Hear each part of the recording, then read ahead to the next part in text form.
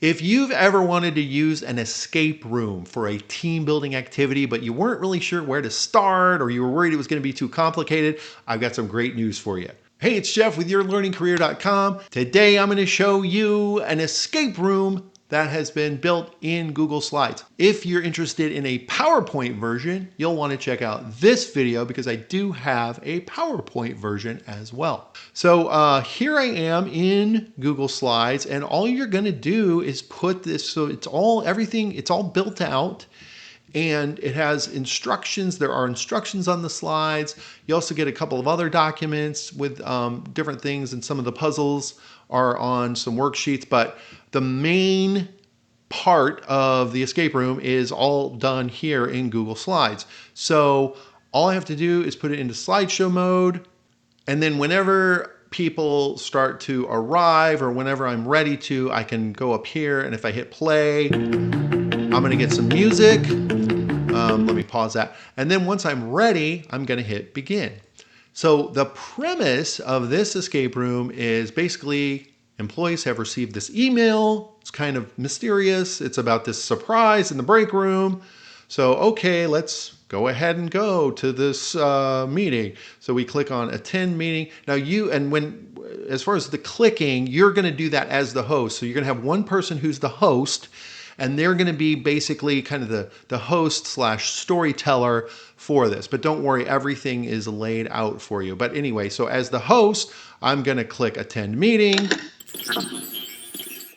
Okay, so we are trapped in this break room. The door locks. We see this code up on the screen.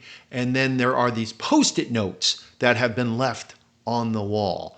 Now, as the host, of course, you're going to explain all that to your group, and then we'll go on to the next slide. So if we look closer at the Post-it notes, we can see that there are hints. Now, you have a lot of flexibility with this game. You can all work. You can have one team working together on everything. If you want to break the group up, you can do that. You can have different teams competing against each other. It's really up to you. But so in this first puzzle, you're getting clues on this code. And once the groups start to solve the puzzle, whenever they are correct, you're going to click on the green check mark and you get a success message. If they're wrong, you'll click on the red X, try again, and then you'll go back. If they don't get a puzzle correct, it's okay. They're not necessarily out unless you want them to be, unless you want that to be your rule. But, the way it's set up is that's okay. If they get it wrong, they can come back and keep trying. But of course, you're going to be timing it. So that'll be up to you how much time you give them. You can give them 45 minutes, an hour, however you want to do it. But the time will be running, so they do want to solve these as quick as possible. But once you do get it correct, you move on to the next puzzle. And then the story is here in the notes. So as the host, you're going to have this. You'll probably print this out so that you have it. But this is where you as the host tell the story. And then the solutions are in the notes as well. So that way you'll know when someone gets it right. And then the other element I wanted to show you real quick is if they run out of time. I'll just go on this one.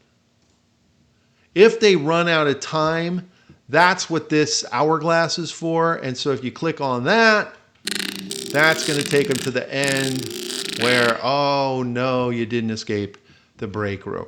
But again, if you don't want to use a timer, that's okay too. Like if you just want to do this as more of a for fun thing and there's not, not as high stakes with a timer, that's totally up to you. But that's what's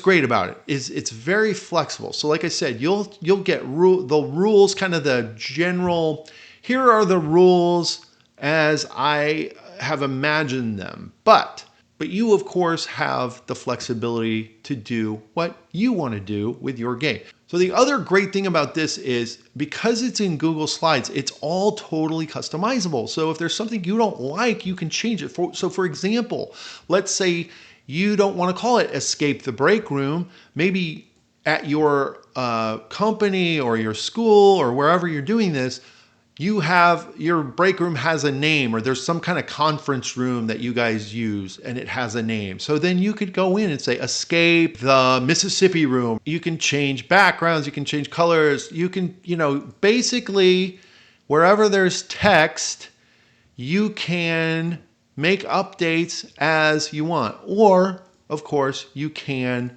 play it as is. But any of the stuff that you want to customize, like maybe you don't want to call it, you want to call it something besides NeuroCore, you have that flexibility. So that's another cool thing about this. So it's customizable, it's portable, you can use it wherever you go. It's accessible through Google Slides, out on your Google Drive, and you can use it in person or virtually. So there's a lot of cool stuff with it. If you want to find out more about Escape the Break Room, you're going to want to check out the link in the description below. I've got a link out to my store, and I will also put a link to the PowerPoint version there.